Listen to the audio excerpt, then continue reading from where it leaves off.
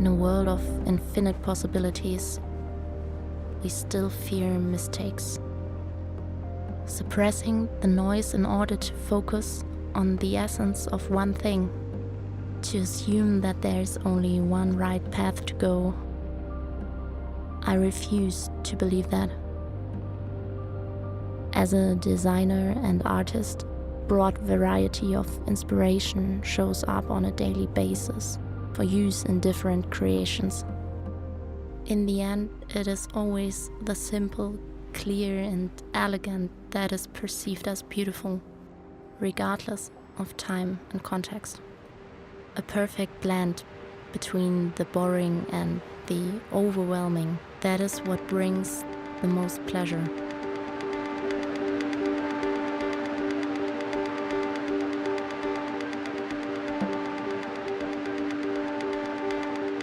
The search for the essence of what it really takes to create a certain effect leads to the willful decision against the plenty and in favor of the necessary. In today's perspective, this is what interested me with classic cars in the first place. The simplicity and repairability that comes from the logic and honesty in their design.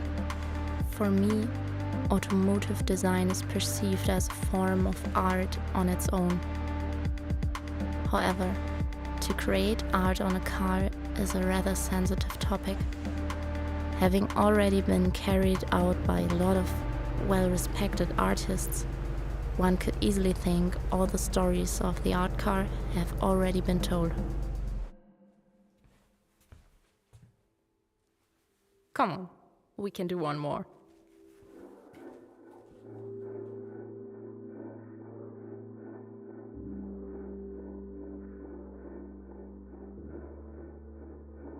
In some ways, this feels natural to me, but at the same time, the question arises, what do you paint on an already existing design? To follow a basic idea and to improve it to a point where it just seems perfect. For me, the 964 can be seen as the final result of such a development. The transition from classic towards the modern sports car within the model range.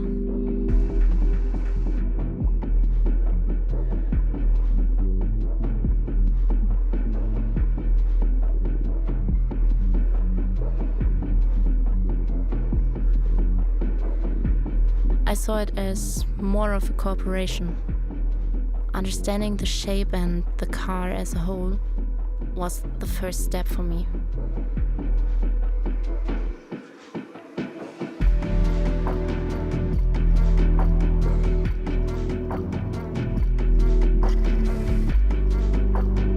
The lines of the car are subordinate to the shape and emphasize it at the same time.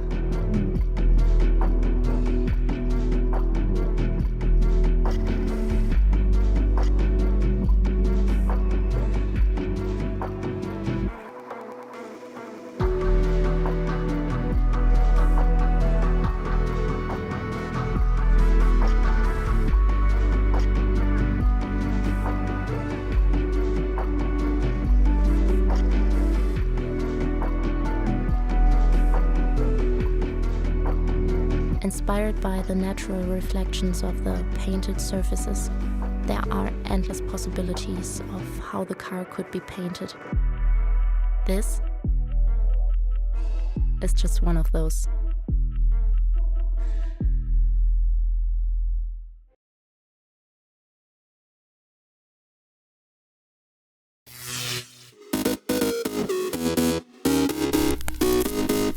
Testing our mega moon rocket and ground systems, preparing the James Webb Space Telescope for science, and testing an instrument for future X-59 research. A few of the stories to tell you about this week at NASA. From April 12th to 14th, NASA conducted a modified wet dress rehearsal for the agency's Space Launch System rocket and Orion spacecraft on Launch Pad 39B at our Kennedy Space Center in Florida, ahead of the uncrewed Artemis 1 moon mission. The multi-day wet dress rehearsal focused on loading fuel into the rocket's core stage tanks, refining countdown procedures, and validating critical models and software interfaces. In addition to the 2 recent test runs for wet dress rehearsal, this modified test allowed teams to practice operations critical to launch success ahead of the Artemis I mission. On April 7th, the mid-infrared instrument, MIRI, aboard the James Webb Space Telescope reached a cooling milestone as it prepares for science this summer. With the assistance of a cryocooler, the instrument reached its final operating temperature of less than 7 kelvins, minus 447 degrees Fahrenheit. That's just a few degrees above the lowest temperature matter can reach. Webb's 4 science instruments, including MIRI, initially cooled off in the shade of the tennis court-sized sun shield, but making the final temperature drop is essential for the observatory's only mid-infrared instrument that will play a key role in understanding the origins of stars and planets. NASA conducted a series of flight tests at our Armstrong Flight Research Center in California to evaluate improvements made to a shock sensing probe designed to measure the unique shock waves that our quiet supersonic X-59 aircraft will generate during flight. The probe was mounted on the nose of a NASA F-15 research aircraft to measure shock waves from a NASA F-18, using flight techniques that will test the X-59's shock waves during the future acoustic validation phase of quiet supersonic flight. NASA's Hubble Space Telescope has determined the size of the largest icy comet nucleus ever seen by astronomers. The estimated diameter of behemoth comet C/2014 UN-271 is approximately 80 miles across, making it larger than the state of Rhode Island. Using a series of 5 Hubble images taken of the comet in January 2022, combined with a computer model of the surrounding dusty coma, scientists revealed a massive but measurable star-like nucleus that is about 50 times larger than what's found at the heart of most known comets. On February 14th, NASA's Lucy spacecraft obtained a series of calibration images with its 4 visible light cameras. While the first test images were taken shortly after launch, the February tests were much more extensive. Using its instrument pointing platform, Lucy pointed at 11 different star fields to test camera performance and sensitivity, as well as the spacecraft's ability to point accurately in different directions. Lucy, which launched in October 2021, is the first space mission set to explore a diverse population of small bodies known as the Trojan asteroids. That's what's up this week at NASA. For more on these and other stories, follow us on the web at nasa.gov/twan.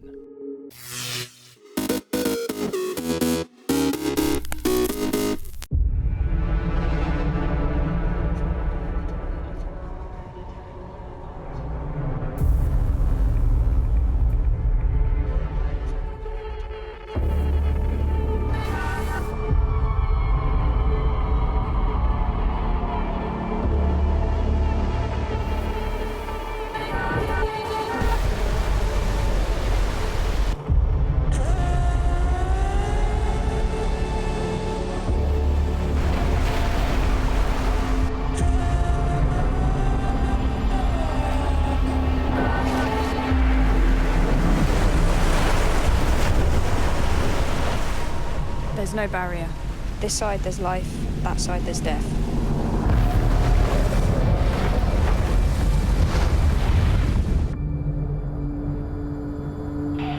Jess, Coffee. remember, you've got to get up to that spillway before the water starts to fill up. The pressure's going to get stronger every passing minute. It's already begun. Okay.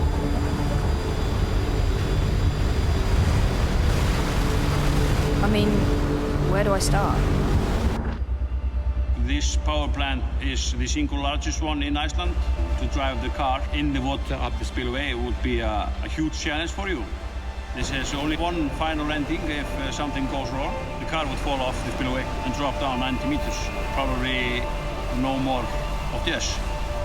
This is crazy, to the point where we don't even know if it's possible.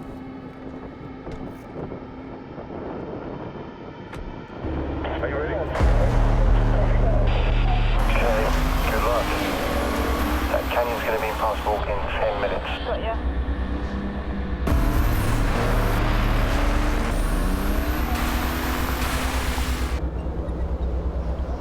When the water starts to run over the barrier, we have just an hour before it reaches 200 cubic meters each second. It isn't safe at all.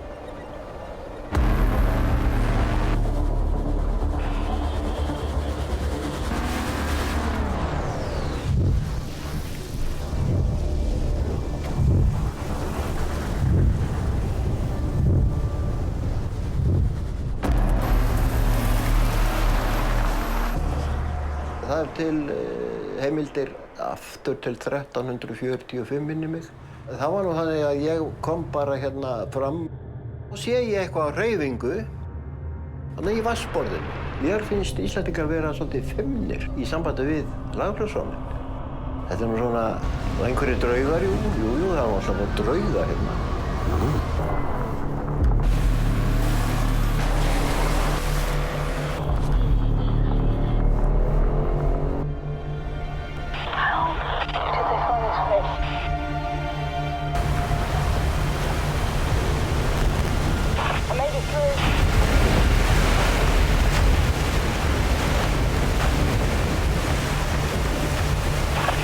Hard right now, into the tunnel. They're really steep. It's all uphill from here. Just run it.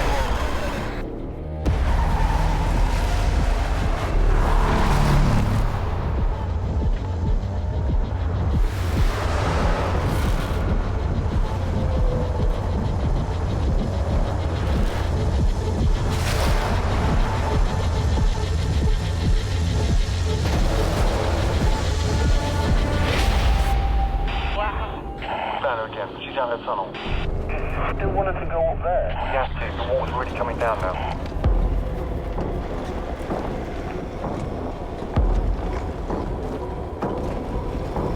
Get those. Keep on going. Copy.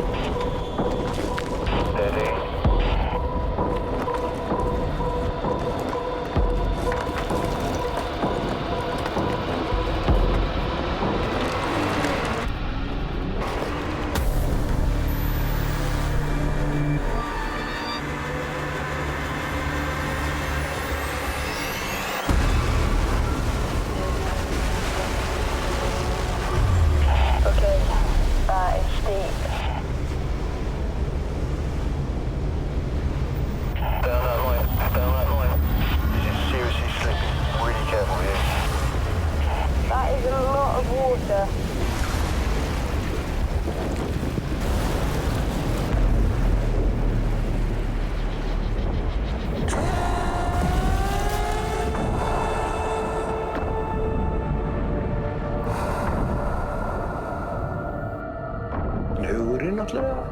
Hugurinn ber mann hálfa leið. Já, ég held að það sé hægt. Ég ætla að teka á mig ábyrgð. We have to go right away. The water's getting heavier. Keyra? Bara keyra? We're moving. We're on the move. There's no visibility.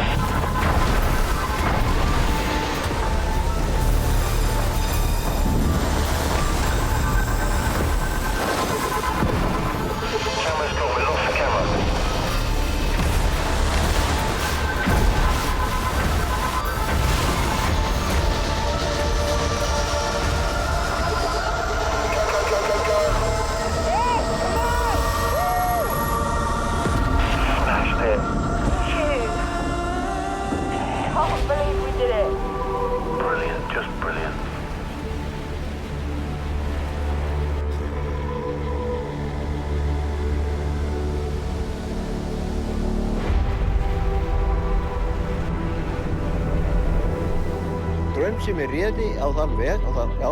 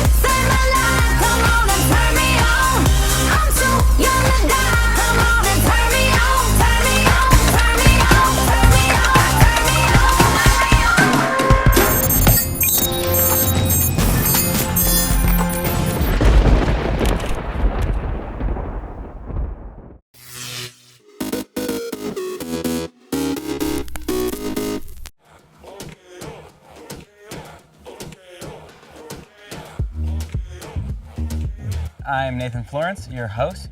I'm a big wave surfer, a YouTube extraordinaire. I'm a son of a surfer, a brother to 2 surfers. In this series, you guys are going to meet some of the local talent that I think will be representing the next generation.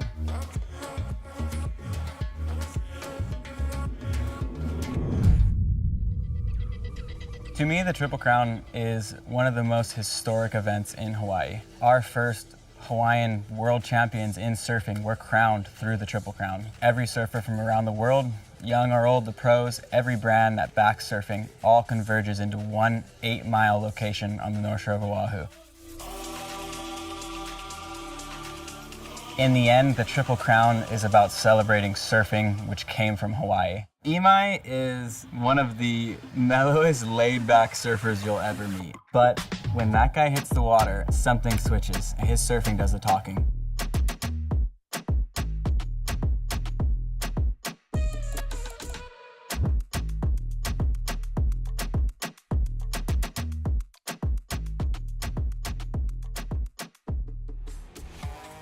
My name is Imai Kalani DeVault. I'm 24 years old from Maui, Hawaii, and I'm a professional surfer.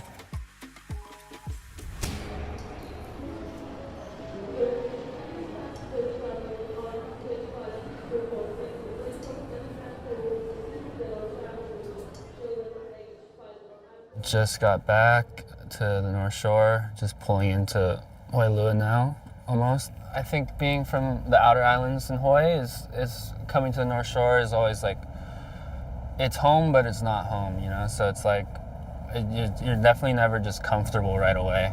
Maui guys have always been solid over on the North Shore. Like the past generation guys like Ty Van Dyke and Kaimana Henry, and for me like Dusty Payne. He was the first Maui guy to qualify for the CT ever.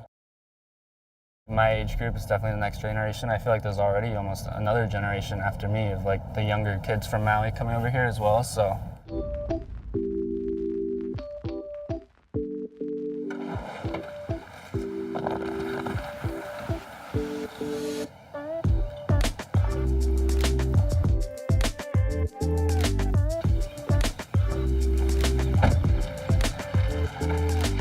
I'm waiting for Nate. He's meeting us here at Haleiwa. We'll just wave check and kind of talk about the waves coming and what we're up to this week. And hopefully he'll give me some waves at Pike.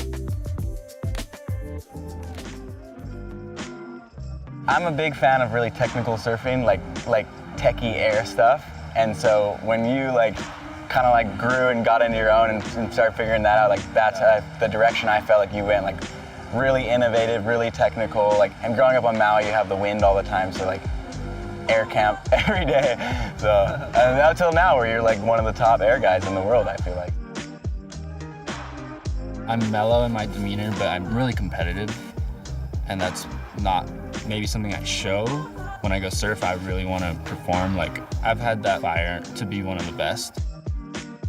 It's just cool to watch your transformation in surf and see, because you're pretty mellow, you know, and you did not care, you didn't conform to a certain way of, a lot of guys felt in the competing space, they had to change their surfing to fit event surfing, you know? But I feel like you've been able to keep your style, your innovation, and free flow in event surfing. So that's been cool to watch. Thank you, appreciate it. I've always wanted to be in this position, you know? Yeah. It's so sick when you that's super coming cool. into it and you see the Hawaii guys that are right there, and if they perform and just clutch up, no, it's definitely, that's some of the most badass stuff to watch. It's okay, how's this guy gonna handle in this arena with every person from the industry here, and it's go time.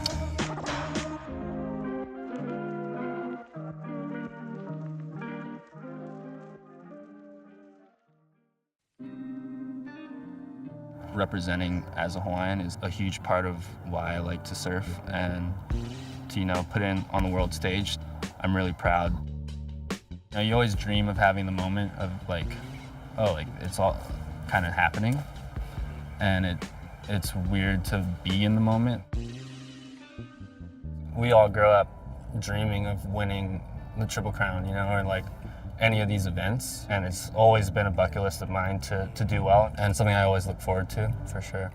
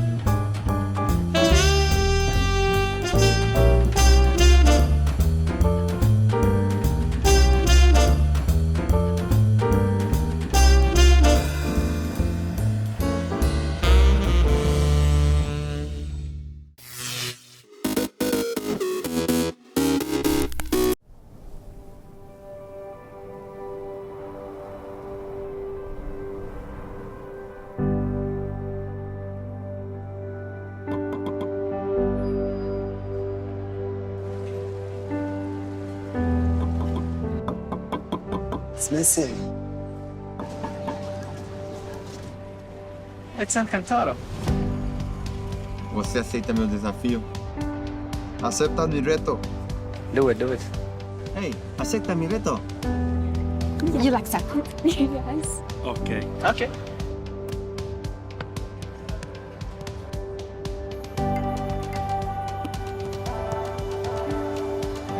Hey, es tu turno. Okay.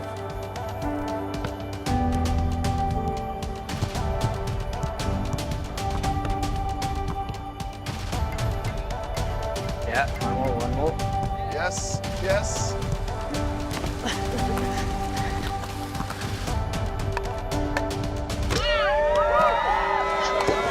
No más. Ah, qué pena.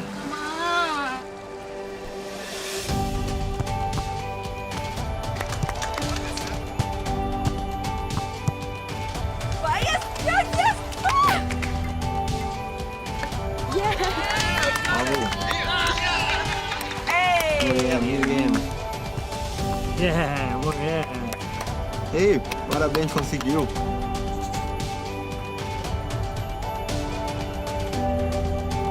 Agárrala. Really? Wow. That's really cool. Thank you.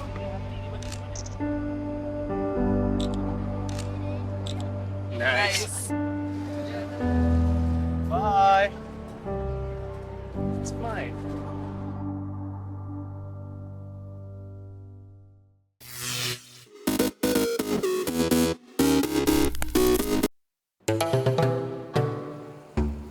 What I tend to look for when I go to places are things that are visually appealing. When you walk down the sand dunes here in St. Lucia, just thinking of the old shipwrecks or the explorers, the first thing they saw was these long beaches and impenetrable forest. They still look exactly the same. I can't imagine there are many places in the world where you can see tons of things in one day. I want to pinch my arm and say, this can't be true. I'm in the middle of this. I think the uniqueness is that it's diverse. You could peel off layer after layer and you'll find more and more things. It's all here for you to just be part of.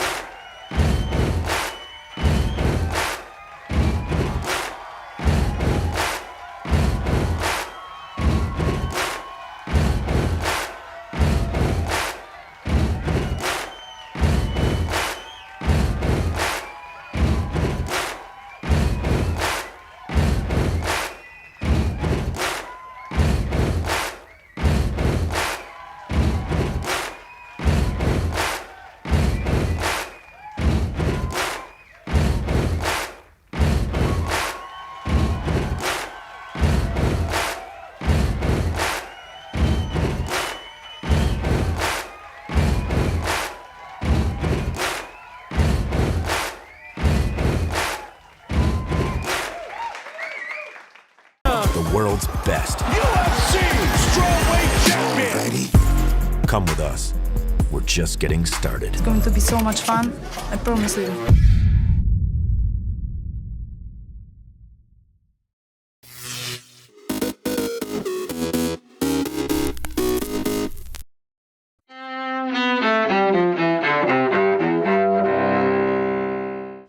May 10th, 1869. Big trains stay off my back. You got 1,000 miles of track. At Promontory, Utah, a golden spike is driven into the ground, completing the first transcontinental railroad in the United States.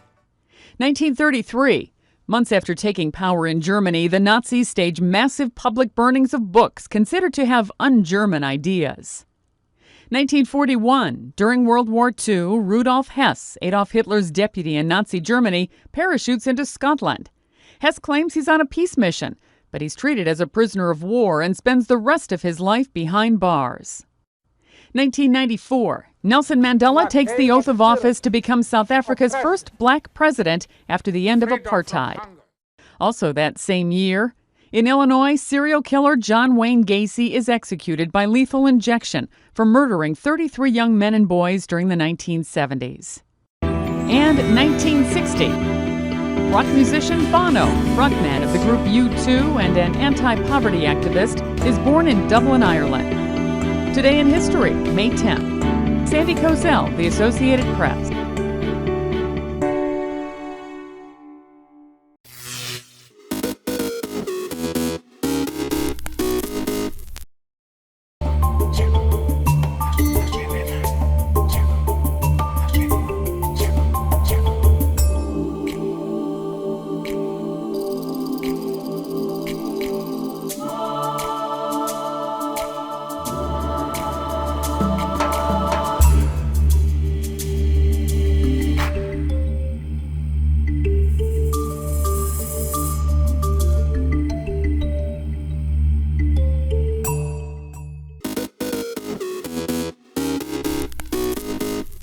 Welcome back in our studio, and in today's news,